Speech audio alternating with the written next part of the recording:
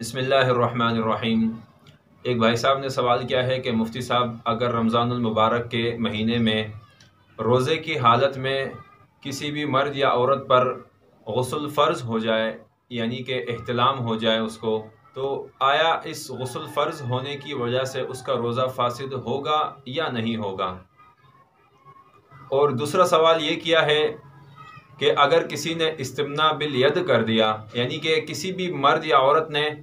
ہاتھ کے ذریعے یا کسی اور چیز کے ذریعے اپنے اوپر غسل فرض کر دیا، تو آیا اس وجہ سے اس کا روزہ فاسد ہوگا یا نہیں ہوگا؟ پہلے سوال کے جواب کو سمجھنے سے پہلے آپ غسل کا طریقہ سیکھ لیجئے، اور پھر اس میں ہماری جو کوتاہیاں ہیں، جو ہماری غلط فہمیاں ہیں، وہ خود بخود دور ہو جائیں گی۔ دیکھیے، عام حالات میں غسل کا طریقہ یہ ہے کہ آپ پہلے اپنے دونوں ہاتھوں کو اچھی طریقے سے دھو لیں گے یہاں تک، اس کے بعد نجاست جہاں کہیں لگی ہوئی ہو شرمگاہ کے ارد گرد، تو اس کو اچھی طریقے سے آپ پانی سے دھو لیں۔ اور تیسرا کام آپ یہ کریں کہ جو وضو نماز کے لیے آپ کرتے ہیں،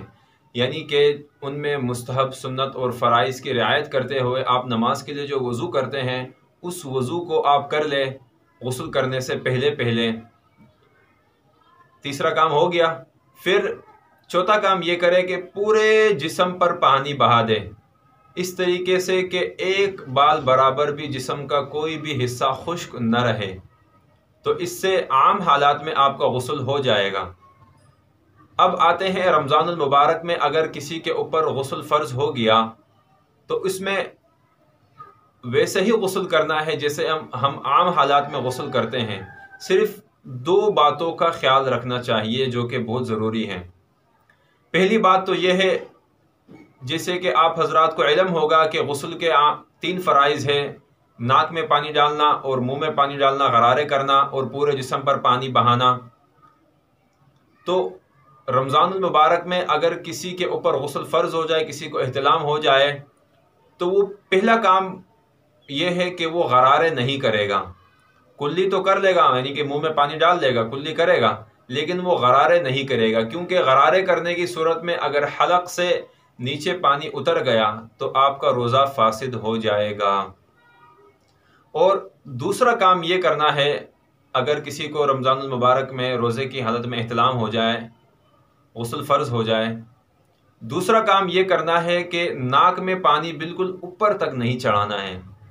لہٰذا ان 2 باتوں کا رمضان المبارک میں فرض غسل میں خیال کرنا چاہیے۔ اور دوسرے سوال کا جواب یہ ہے، سوال یہ تھا کہ اگر کوئی شخص رمضان المبارک میں روزے کی حالت میں اپنے اوپر غسل خود فرض کر دے، تو ایسی حالت میں اس کا روزہ تو فاسد ہو جائے گا، اس کی قضا کرے گا، البتہ کفارہ اس کے اوپر واجب نہیں ہوگا۔ تو پورے بیان کا خلاصہ یہ نکلا کہ اگر احتلام ہو جائے، کسی کے اوپر غسل فرض ہو جائے، تو وہ 2 باتوں کا خیال رکھے: ایک غرارے نہ کرے، اور دوسرا ناک میں زیادہ اوپر پانی نہ چڑھائے، اور احتلام کی وجہ سے، غسل فرض ہونے کی وجہ سے اس کا روزہ فاسد نہیں ہوگا۔ اور دوسرے جواب کا خلاصہ یہ ہے کہ اگر استمنا بالید کر لے، اپنے اوپر خود اپنے ہاتھ سے یا کسی بھی چیز کی وجہ سے غسل فرض کر دے، تو اس کی وجہ سے اس کا روزہ فاسد ہو جائے گا، لیکن بعد میں اس کی ایک قضا کرے گا، کفارہ نہیں ہے اس کے اوپر۔ اللہ تبارک و تعالی ہم سب کو دین سیکھنے اور اس پر عمل کرنے کی توفیق نصیب فرمائے۔ السلام علیکم ورحمۃ اللہ وبرکاتہ۔